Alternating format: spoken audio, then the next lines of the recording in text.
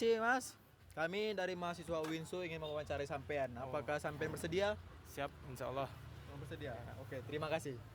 Mas, kami mau bertanya tentang sistem persediaan barang di toko kita.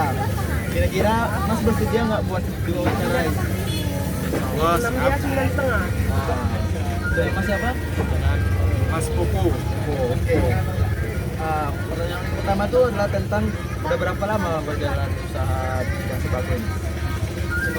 Kalau di usaha kita di sini itu sekitar 10 tahun lah kurang lebih. Kenapa memilih usaha di bidang sembako? Karena kalau sembako ini kan kebutuhan Mas. Kebutuhan itu kan minyak, telur, gula, beras, itu untuk kebutuhan kita lah sehari-hari. Pokok ya. Iya. Gimana persaingan penjualan di pasar ini? Kalau persaingan di sini sih khususnya sembako normal-normal aja, nggak ada yang saling bentrok, nggak ada, dan juga harga juga ada, ya amanah lah kalau bilang, saling membantu lah malahan. Apakah tempat jualan sampean ini strategis apa?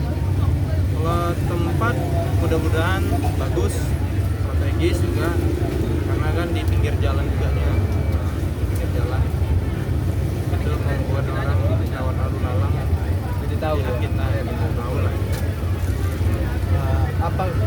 Apa persediaan stok sembako di toko ini?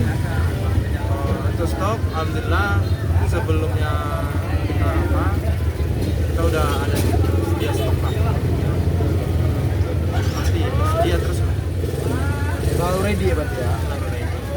Misalnya stok toko menipis di pertengahan bulan, kira-kira sampai mengambil stok persediaan barang lagi dari gudang apa enggak?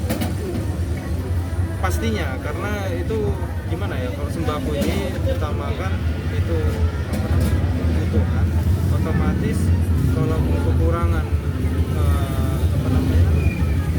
kebutuhan atau tempat barang-barang ini pasti bakalan mengambil lagi. Jadi jangan sampai stoknya itu habis gitu. Apa kendala utama yang sering dihadapi dalam pengelolaan persediaan barang di sembako? Agak susah ya, apa ya? Seperti susah barang, seperti telur, kadang susah barang. Naik harga ya. Karena naik harga, kadang begitu naik harga, ya kan pasti dia sikat-sikat dulu nih harganya atau ditahan dulu barangnya. Begitu nanti barangnya nanti naik, barulah dikeluarkan gitu lah sebenarnya. Itu kendala kadang. Bagaimana sampai menangani persediaan barang yang rusak? Dikomplain pastinya. Komplain ya. Iya, pasti dikomplain. Seberapa sering laporan persediaan dibuat dan siapa yang bertanggung jawab untuk memeriksa? Jadi ada beberapa barang itu yang bisa kita kembalikan dan beberapa juga yang bisa kita tanggung sendiri. Kalau seperti telur ini kan ada kadang pecah, busuk kan gitu kan, itu bakalan kita tanggung sendiri.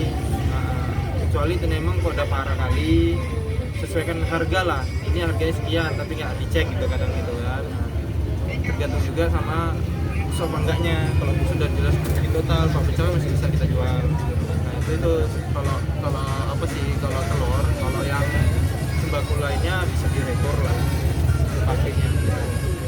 Baiklah, di sini saya akan menjelaskan alur flowchart mengenai sistem analisis persediaan pada toko sembako Sumber Jaya Telur di Jalan Sembada. Dimulai dari karyawan memeriksa persediaan barang yang tersedia. Kemudian karyawan mengecek persediaan barang. Jika stok ada, tidak perlu memesan barang. Dan jika stok tidak ada, maka proses dilanjutkan ke pemesanan barang. Kemudian karyawan administrasi menentukan supplier dan membuat surat pesanan. Kemudian dilanjutkan surat pesanan diteruskan ke supplier. Dan supplier mengecek pesanan. Jika pesanan tersedia, transaksi pembelian dilakukan. Dan jika pesanan tidak tersedia, perlu melakukan pengecekan ulang atau tindakan lainnya. Setelah barang tersedia, pembelian transaksi dilakukan. Pada tahap ini, supplier memberikan faktur kepada toko. Kemudian, barang yang diterima dari supplier diperiksa kualitasnya. Jika barang baik, proses dilanjutkan hingga penyelesaian laporan. Jika barang tidak baik, maka diperlukan tindak lanjut. Dan kemudian laporan selesai. Adapun analisis dari sudut pengendalian intern, Secara keseluruhan, flowchart sudah mencakup beberapa elemen pengendalian intern. Dari yang pertama yaitu lingkungan pengendalian, seperti alur yang mencerminkan adanya tanggung jawab yang jelas, seperti peran karyawan dan pemilik. Yang kedua adalah kegiatan pengendalian, seperti pemeriksaan stok, menentukan supplier, dan pengecekan kualitas barang. Ketiga yaitu pemahaman risiko, seperti kekurangan stok atau penerimaan barang yang rusak sudah diantisipasi melalui langkah pengecekan stok. Kemudian yang keempat, informasi dan komunikasi, yang dimana alur surat pesanan menunjukkan adanya komunikasi antara toko dengan supplier.